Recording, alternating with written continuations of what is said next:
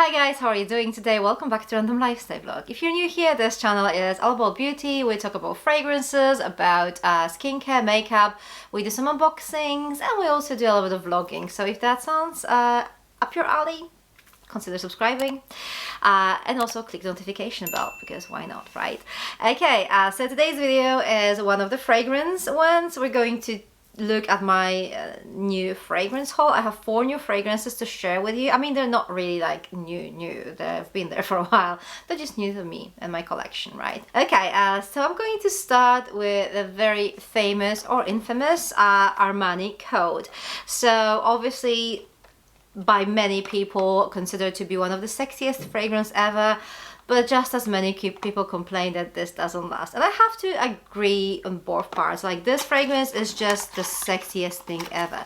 I mean, not the sexiest, but it's definitely there. I wouldn't even put it like in the top 5 maybe, because there are so many super sexy fragrances, but it's definitely extremely sexy. Or maybe it actually could be in the top 5 somewhere. It is sexy. It is so beautiful.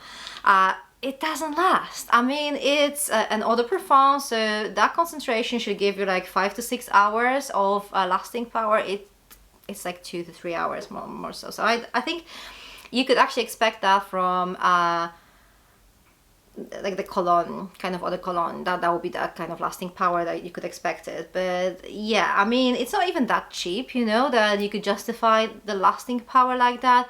But it is beautiful. So let's have a quick look at the notes. Top notes are Italian orange, jasmine, bitter orange.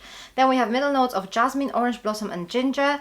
And then base notes of honey, vanilla and sandalwood. And to be honest, judging by the notes, I wouldn't even purchase it, because it does look to me, I mean, it does look a little bit too citrusy for me. But it is so pretty. I mean, the honey here, it just makes it like so, I don't know, it's just so beautiful. The ginger, honey, the orange blossom, such a beautiful scent. It could be like a proper masterpiece, but not with this lasting power. I mean, I'm happy to have it in my collection. It's just, I mean, yeah, the lasting power should be better. Like, should be much better, okay? If it could last like 4 hours on my skin, I'll be okay with that, but not 2 to 3 hours. That's not good enough. Okay, the next fragrance, a little bit better for lasting and much cheaper, is Mademoiselle Rochas Couture. So I found it for like, I don't know, £13 or something. Like, it was really cheap. So I was kind of wondering if I should buy it or not, and I was under the impression that this was like a very kind of fruity scent. Well, it's not. I don't know, maybe this like kind of pink packaging made me think that. Maybe that's because I think Soki London kind of recommended that fragrance and she likes her like berries and stuff like that. So I never actually wanted to buy it, but then I saw the price and then I checked the notes and I was like, this actually sounds like something I could potentially like. The bottle, as you can see, is just quite simple, not my favorite for sure. The scent though, it's actually really interesting, and to be honest, I don't think I have anything like that in my collection so far, which is actually really good because my collection is quite extensive, and if I have something that is quite unique, I'm always like happy to have it. So the top notes here are pear, pink pepper and bergamot, and then we have middle notes of heliotrope, orange blossom and lily of the valley, and then we have base notes of tonka bean, sandalwood and musk.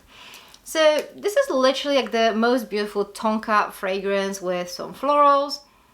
It is pretty, but it does have something that could be slightly like medicinal in the opening. I like it. I like it. I mean, I don't really mind it, but I think some people might be actually bothered with that. So obviously, I wouldn't probably recommend to blind buy it, but then if you just are to spend like £13 on it, then I guess you can't really go that wrong with it. I mean, if you really dislike it, then you can just give it away. It's not like you're going to lose a lot of money. I mean, you know what I mean? But like, obviously just judging by the scent, not necessarily something that is like a super safe blind buy. It is quite unique though. It is quite sexy, lasts better than this one here, and it's much cheaper, so definitely something I could recommend. Okay, moving on, I have 2 more fragrances, and these 2 are actually both from the La Nuit Tresor line. I really like this line, so I kind of like trying to complete my collection. The thing is, like, some of them are actually discontinued already, and I couldn't really find I think there are 2 fragrances I actually couldn't find. Anyway, so this one is actually quite recent. It was released last year. This is Dentelle de Roses. As you can see, it does have this kind of like a lace pattern on the box, and the same pattern you can actually notice on a bottle. See? Then we have this kind of like a lace pattern here and like a black flower.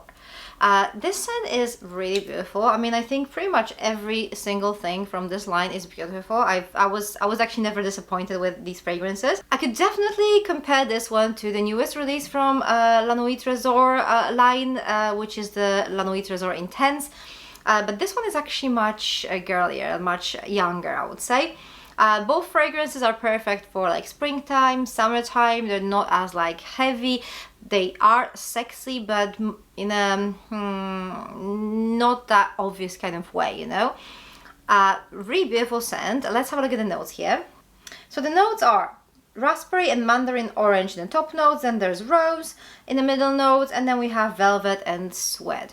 So much girlier, much younger, a little bit more lightweight than the intense version, definitely much more lightweight than the original fragrance. So as you may know, the original is quite deep, sexy, dark scent. There's a lot going on there, like a lot of notes.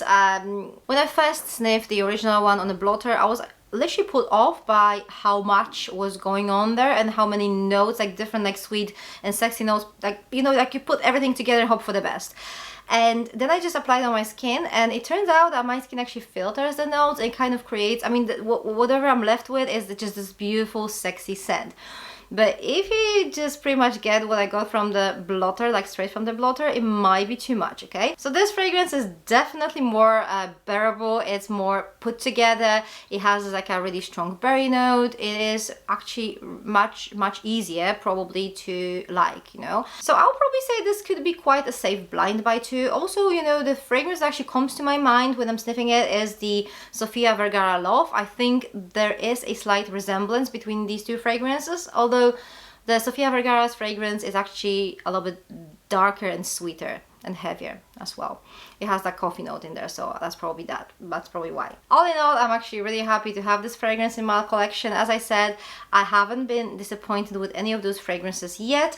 The lasting power is actually good, and yeah, I mean, I hope I'll be able to find the other 2 that I'm missing.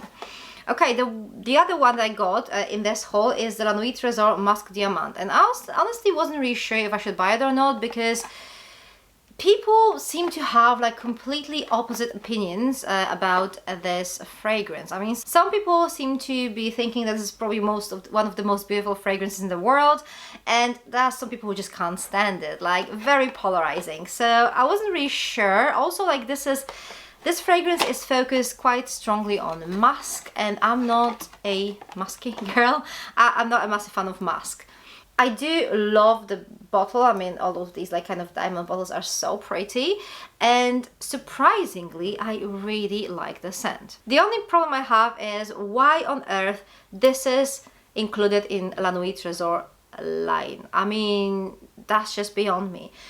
These fragrances tend to be quite, I don't know, dark, deep, sexy, and this scent is just so pure and innocent. This is like literally beautiful kind of clean musk with some raspberry.